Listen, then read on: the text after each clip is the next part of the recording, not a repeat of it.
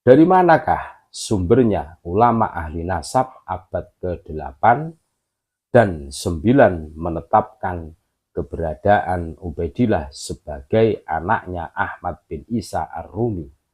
Sumbernya dari mana?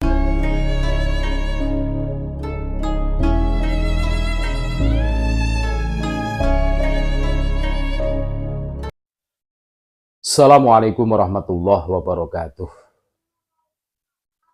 Ada sekelumit pertanyaan di masyarakat. Yang pertama, kenapa Ubaidillah tidak tercatat sebagai anaknya Ahmad bin Isa Ar-Rumi di masanya?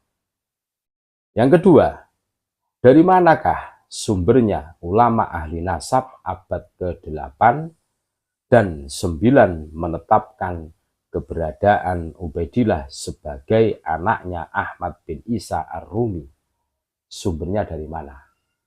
Yang ketiga, tolong tunjukkan informasi kitab apa yang sezaman dengan Sayyidina Ahmad bin Isa An-Naqib itu berhijrah dan wafat bersama putranya di Hadramaut, Yaman.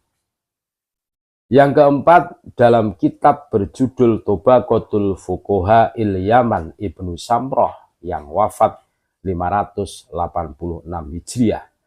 Ketika ia menyebut ulama di kota Mirbad, ia menyebut ulama di sana yang bernama Muhammad bin Ali Al-Qola'i yang wafat tahun 577 Hijriah. Tetapi ia tidak mencatat orang bernama Muhammad Sohib Mirbad Ba'alwi yang katanya wafat tahun 550 Hijriah. Mengapa kok enggak disebutkan? Yang kelima, kakek Fakih Muqaddam Ali Kholil Qosam. Ketika ia sudah wafat, ia wafat tahun 529 Hijriah. Jika Ibnu Samroh hanya mencatat ulama yang sudah wafat, maka Ali Kholil Qosam seharusnya dicatat. Karena ketika Ibnu Samroh hidup itu, Ali Kholil Qosam sudah wafat. Mengapa ia tidak dicatat juga? Padahal dalam literatur kitab karangan ulama Ba'alwi, Ali Kholil Qosam itu disebut ulama besar. Yang keenam, Ahmad bin Isa yang wafat 345 Hijriah. Ubaidillah yang wafat 383 Hijriah. Alwi yang wafat 400 Hijriah. Muhammad yang wafat 446 Hijriah. Alwi II yang wafat 512 Hijriah. Ali Kholil Qosam wafat 529 Hijriah. Muhammad Sohib Mirbad wafat 550 Hijriah, Ali Walidul Faqih yang wafat 590 Hijriah.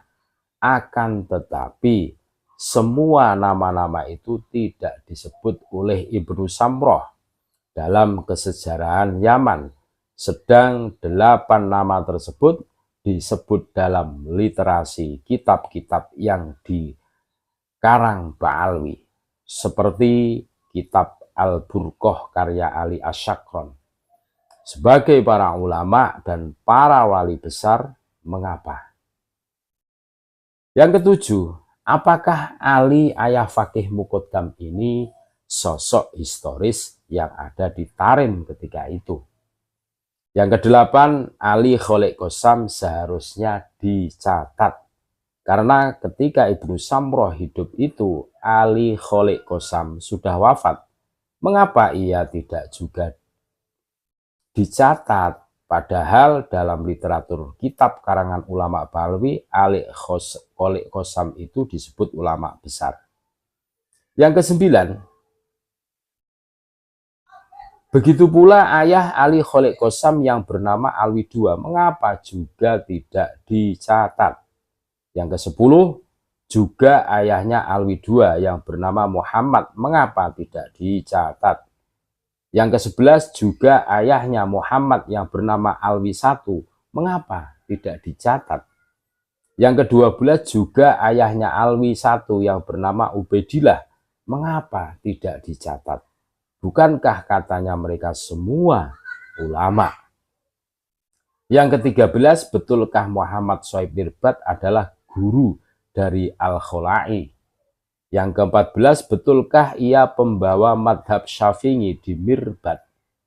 Yang ke-15, tidak ada satu referensi pun yang menyebut keduanya, kecuali setelah abad 9 dalam kitab karangan Ba'alwi. Mengapa demikian?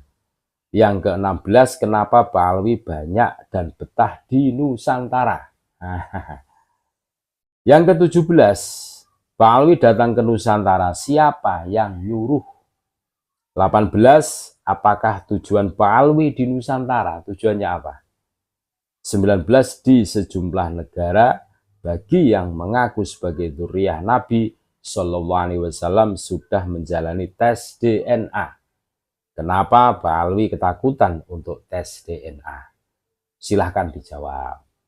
Yang ke-17, kenapa lembaga RA, Robitoh Alawiyah pencatat nasab Ba'alwi, hanya ada di Indonesia, sedang di negeri asalnya Yaman tidak ada. Yang ke-18, kenapa Utsman bin Yahya menerapkan kafa'ah atau rasisme pernikahan sebagai syarat sah nikah? Nah, ini kan harus ada penjelasan. Ini masih banyak lagi yang pertanyaan-pertanyaan. Ya sudah, ini 18 pertanyaan dulu, silahkan dijawab.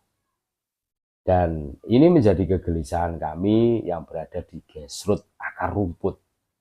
Terima kasih, tetap NKRI harga mati. Assalamualaikum warahmatullahi wabarakatuh.